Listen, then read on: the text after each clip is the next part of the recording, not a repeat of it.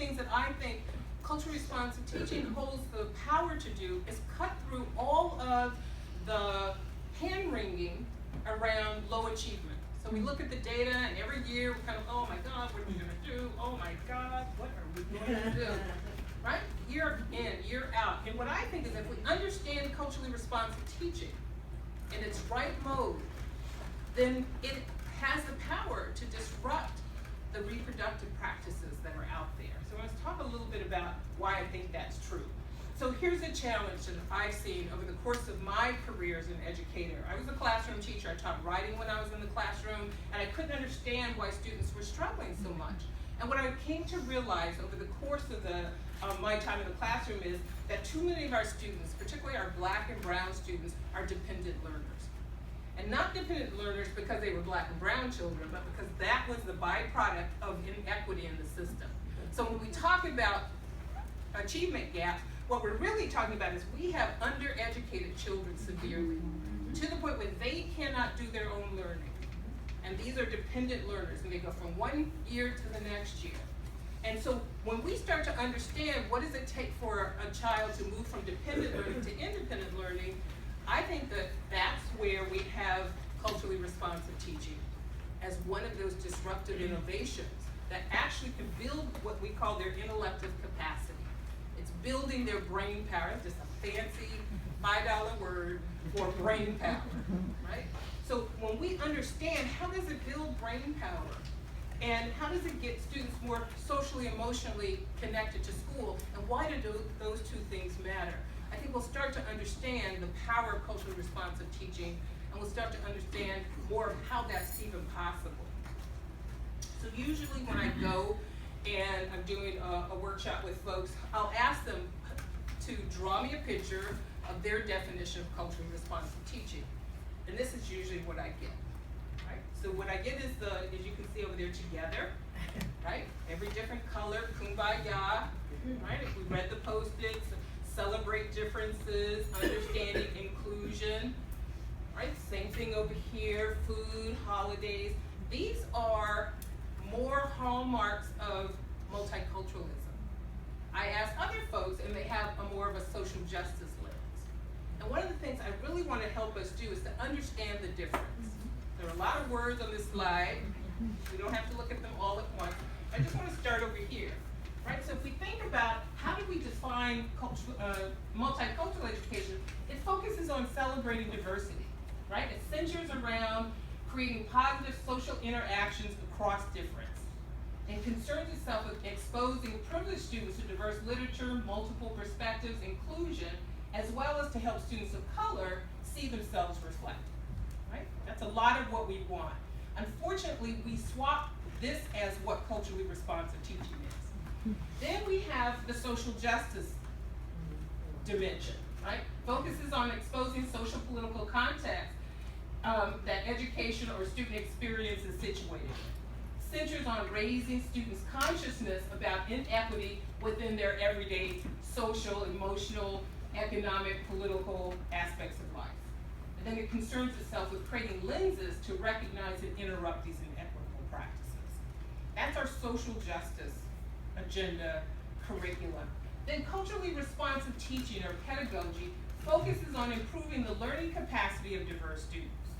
Centers on the interplay of the affective and cognitive aspects of teaching and learning, and concerns itself with building resilience and academic mindset by pushing back on dominant narratives about people of color. And one of the things that you'll recognize, culturally responsive teaching is the only one that is about empowering the student to be an independent learner. Doesn't mean that these aren't important, and there's a lot of intersection. But honestly, these first two serve culturally responsive teaching.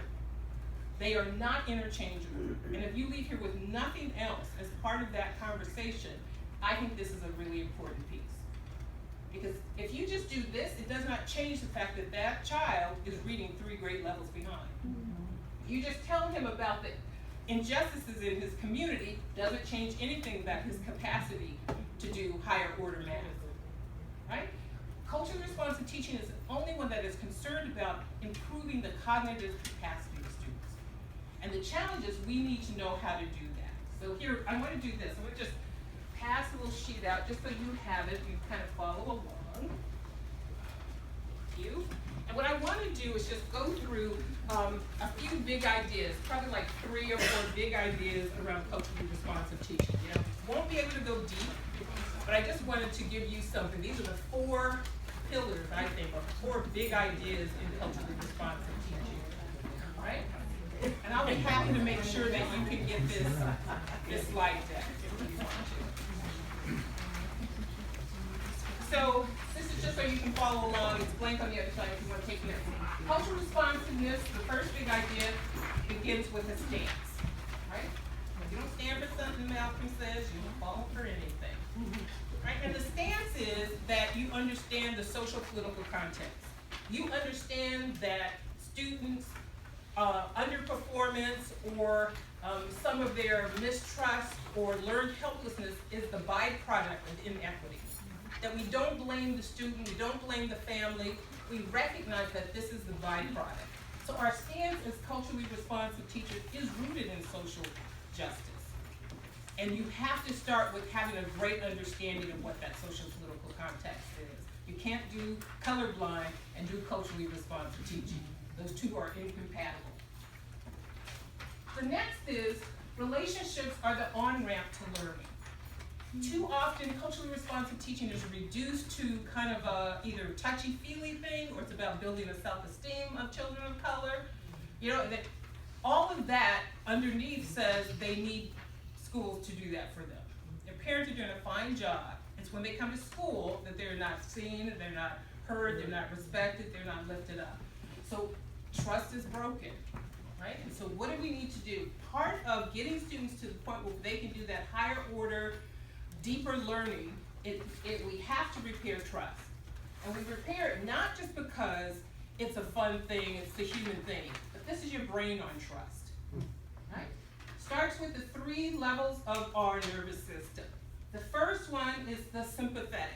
This is our fight or flight, right? Avoid whatever's coming, right? Back in the day, it would have been a lion or a tiger, but nowadays, it is a person that you don't trust. That the brain can pick this up. It is whatever stress is coming in. It's feeling like your classroom is a hostile environment. This raises cortisol. Cortisol shuts down the prefrontal cortex where all learning happens. The next is the parasympathetic. This is our relax and connect, right? These are the things that you want to actually approach. The fun things that you're seeking out. Dopamine and serotonin, right? Dopamine is what we want. It's why those kids keep playing those video games. Get Mario over the wall, right? Because it's giving the brain a hit of dopamine, right? It's the same reason we look at our phones all the time. Because dopamine is one of the most addictive chemicals in the brain.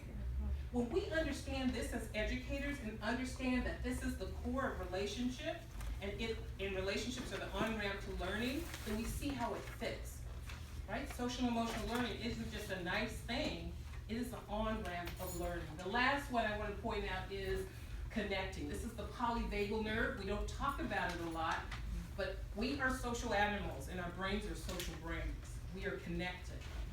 We literally can sense each other. We have mirror neurons. We sync up. This is the beauty of the neuroscience. If you're doing culturally responsive teaching, you have to understand how am I creating the environment of the right brain chemicals in my classroom, right? Because collectivist communities that a lot of our Black and brown children come from, this is what they're doing.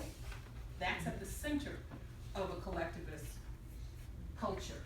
But one of the things I want to point out is this connection creates oxytocin. Oxytocin is the only thing outside of exercise that will reduce cortisol. And that is about being connected. It is literally being in community. It is literally touching another person. It is literally what you guys just did, talking, that reduces cortisol. We feel connected. We build trust.